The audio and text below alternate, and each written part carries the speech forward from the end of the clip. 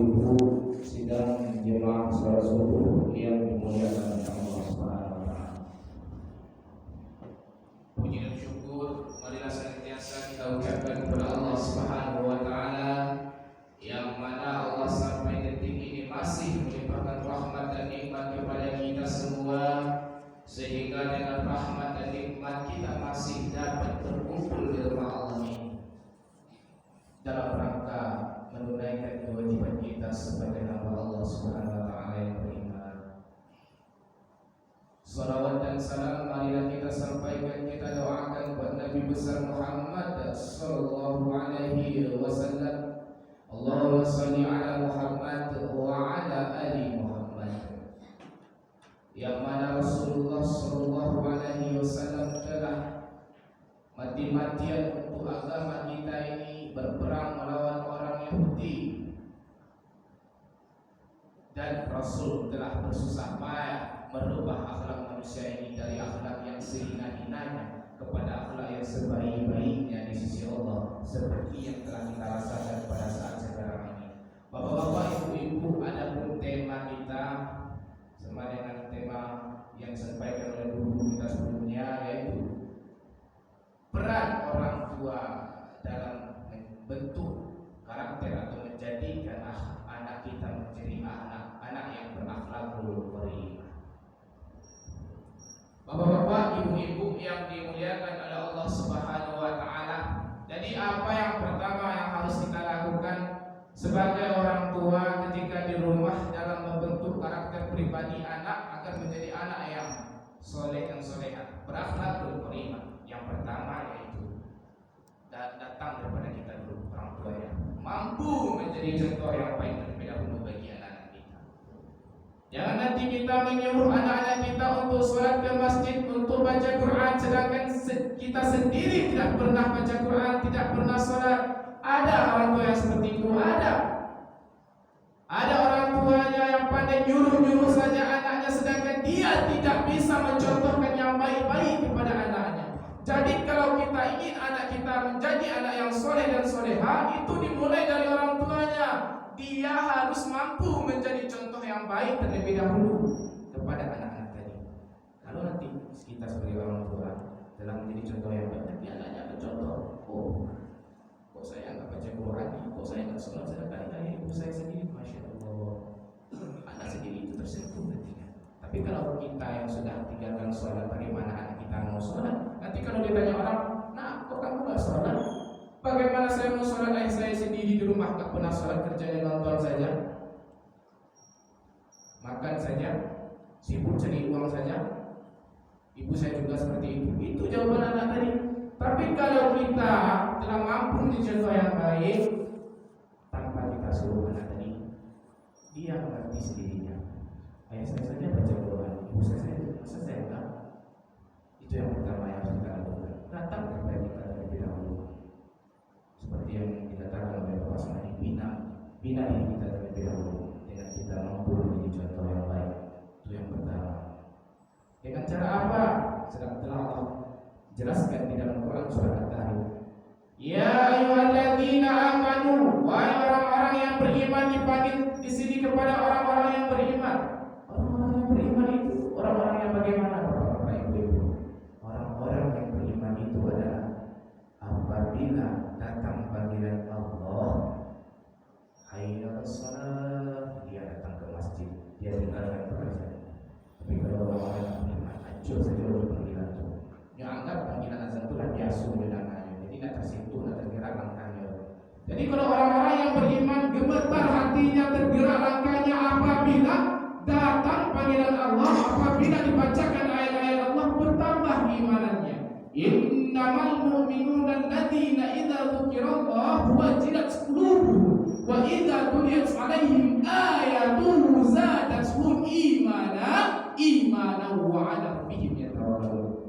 Sesungguhnya dikatakan orang yang beriman itu adalah apabila mendengarkan Allah, gemetar hatinya, damai hatinya. Apabila dibacakan ayat Allah, bertambah imannya. Itu orang yang beriman. Apalagi kalau ada di antara kita ketika kita sholat, ada imam yang bacanya masya Allah sedih, merdu, suaranya menangis kita. Itu orang-orang yang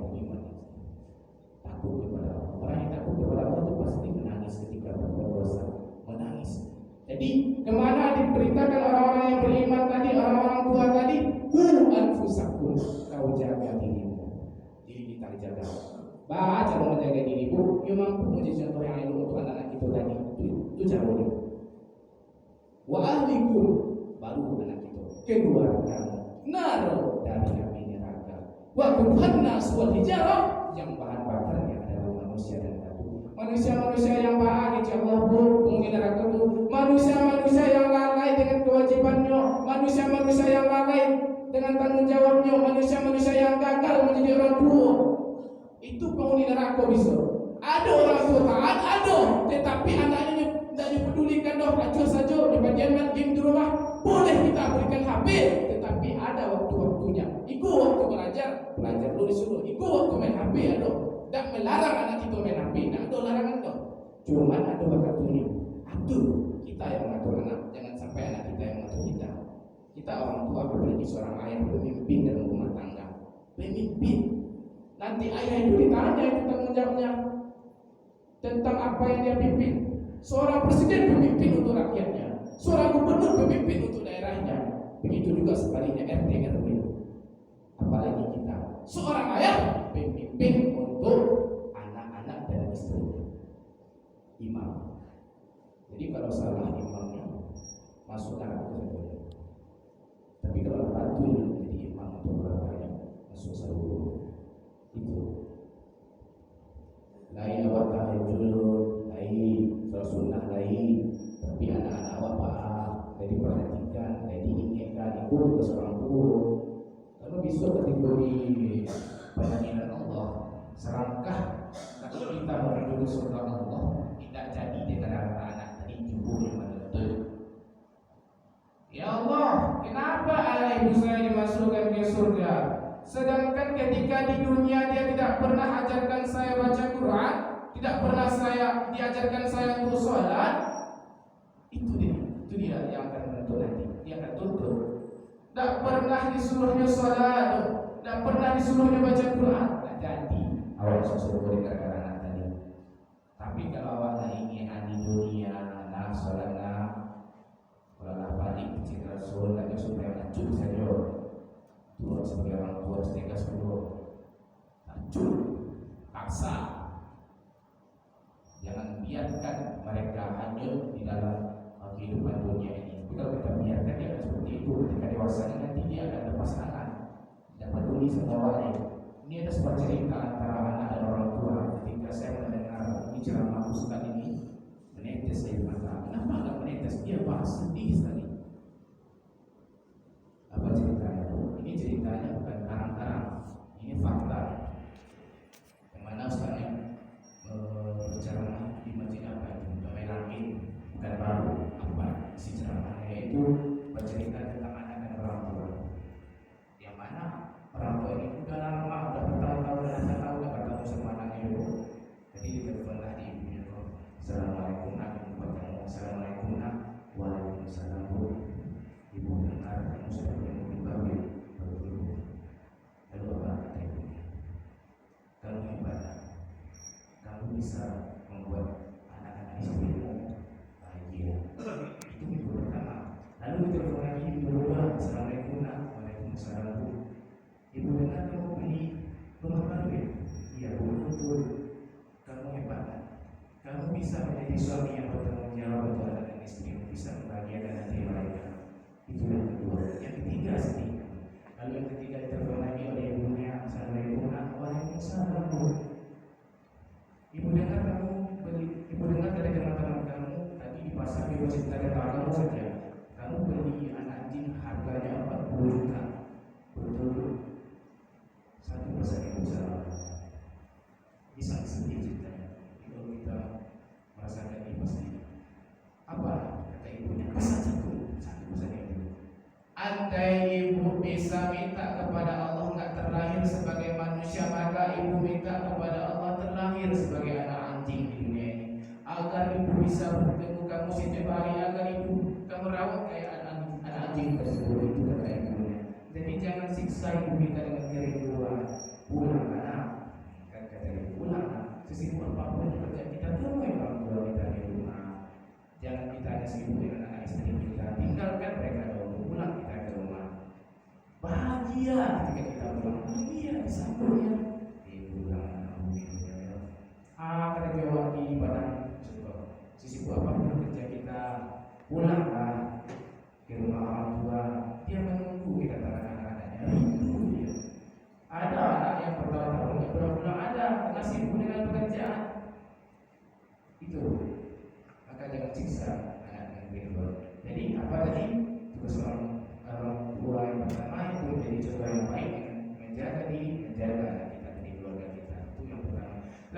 kedua adalah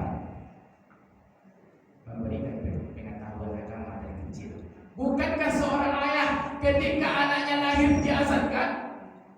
Ketika anaknya merengek menangis diazankan? Ketika anaknya lahir diazankan? Berarti ketika baru lahir saja telah diberikan pengetahuan agama. Apa azan?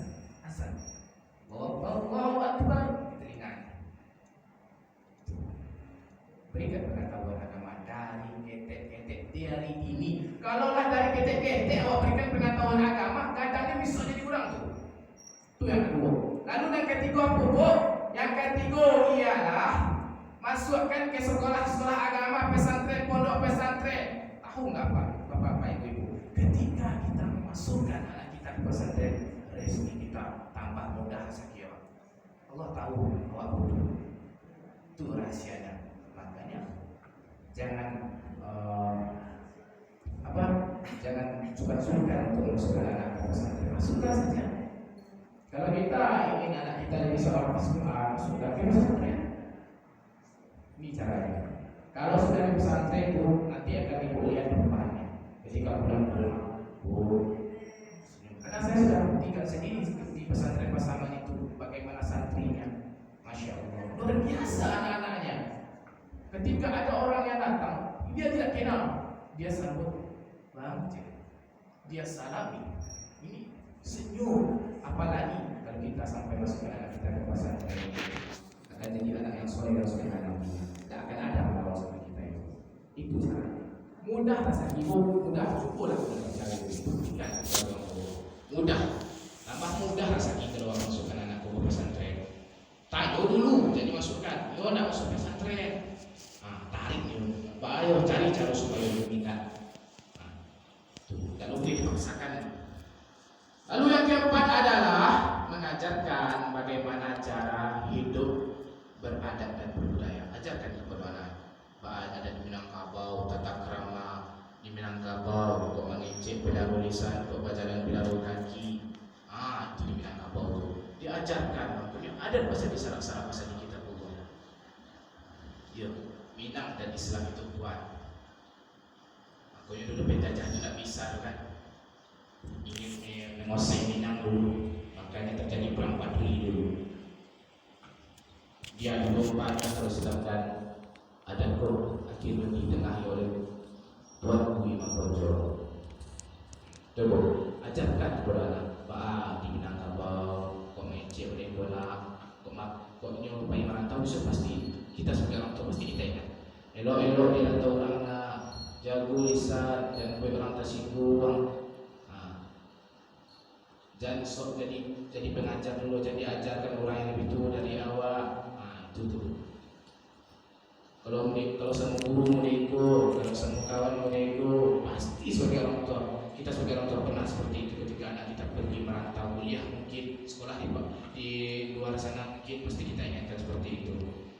Kita sebagai orang tua, kita ajarkan hidup beradab dan berbudaya. Pasti dia dengarkan baik-baik kalau kita bicara yang baik-baik, pasti anak kita tadi mendengarkan. Itu yang yang keempat itu. Jadi yang terakhir setelah kita ajarkan bagaimana cara hidup beradab dan berbudaya, itu yang terakhir itu senjata yang paling ampuhnya. Doakan. Setelah lakukan yang tadi doakan. Kapan perlu di tahajud doa. Itu doa di tahajud itulah sampai kepada Allah kabulkan itu. Apalagi kalau seorang tua mendoakan anaknya, sampai doa itu kepada Allah sampai. Tidak perlu susah-susah doa minta, doakan ayah ibu yo doakan ibu selalu.